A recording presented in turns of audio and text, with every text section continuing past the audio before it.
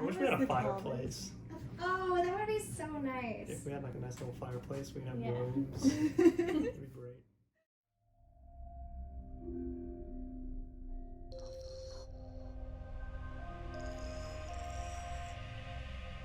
We're here today to talk about the development of our protagonist character, Neziha. We spent a lot of time developing her looks. Originally, we had something much more space-focused. It definitely was a long road with lots of twists and turns that we went down, but it all kind of started with that cyber cleric. We had the reference of friars and priests and all of the embellishments and embroidery on their robes, and then we went into, oh no, this is a really futuristic setting, and obviously we want her to feel strong and protected, and so we bounced completely opposite end of the spectrum. We got into the Doom girl, like Halo Chief, entirely hard surface, and then from that we were like, no, we want her to feel relatable, personable. With her encased in armor, it's very like you can't tell anything about her, you feel kind of separate. And so what I really pushed for, because we have some amazing artists on our team, we're gonna tie in a lot of this fabric and soft and the embroidery on the skirt and all of this stuff that we had from that original concept that made it more of a graceful and more of a personable, like softer character. One of the biggest things that we really pushed for was having that long trailing scarf behind her, because it added softness and it added movement that we really, really liked. We were a little worried about being offensive with our design, and that's why we spent a lot of time talking with Dr. Lamoureux, and he was really useful in giving us direction on what to avoid when designing her, especially with the scarf. And he also gave us some things that we could aim towards. So I think having his feedback throughout the project really helped us design a character that we all feel very strongly about. Yeah, that was definitely a huge step of the process. Super, super helpful to be able to talk with him, but to just go in there and have that testing to be like, is she the person we are comfortable putting out there?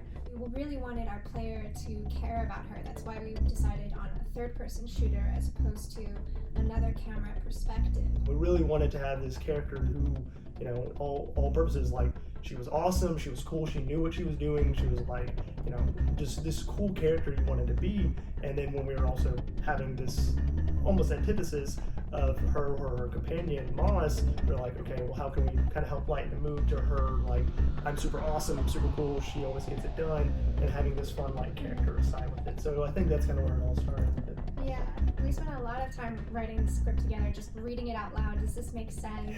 Yeah, eventually we came into this room, and then we were just like, we put it on the screen, and we're like, all right, I'm gonna be Moss, you'll be Neziha, let's go ahead and read it out. And, yeah, Kate just did a fantastic job, and it's definitely interesting to see the difference of like me and you in here just like trying to voice the characters to like actual professional voice actors and actresses. But Kate was just absolutely fantastic.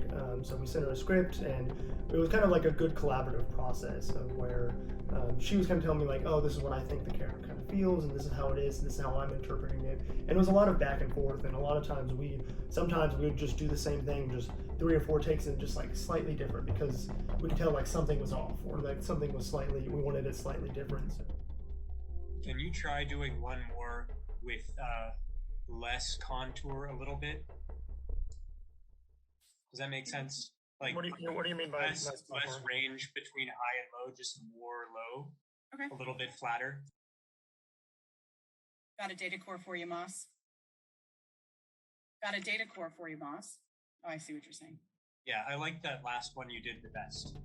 Overall, it was just a fantastic experience to work with Kate and be able to work with, such a prestigious voice actress, and how we really got to see Neziha come to life from, the silent character, and then actually putting in the voice lines, and you can hear the dialogue that she's having with Moss, and it was just so cool to really see her come alive.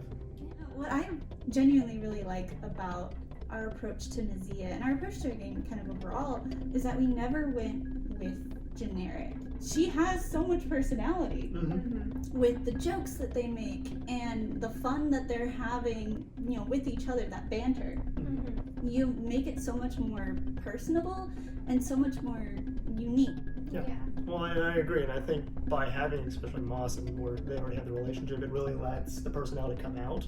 Where beforehand, we were actually just talking about, I think originally it was like just Neziha.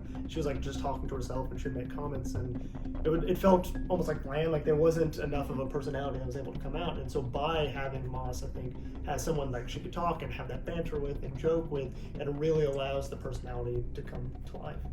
Originally, when we were actually looking at the game and looking at what we wanted to do, we realized we wanted to have something with a story. We wanted to have like a deeper narrative, and that's ultimately one of the decisions we ended up making, is to have a third-person camera, because we wanted to be able to see the protagonist. We wanted the player to see and have that interpersonal connection.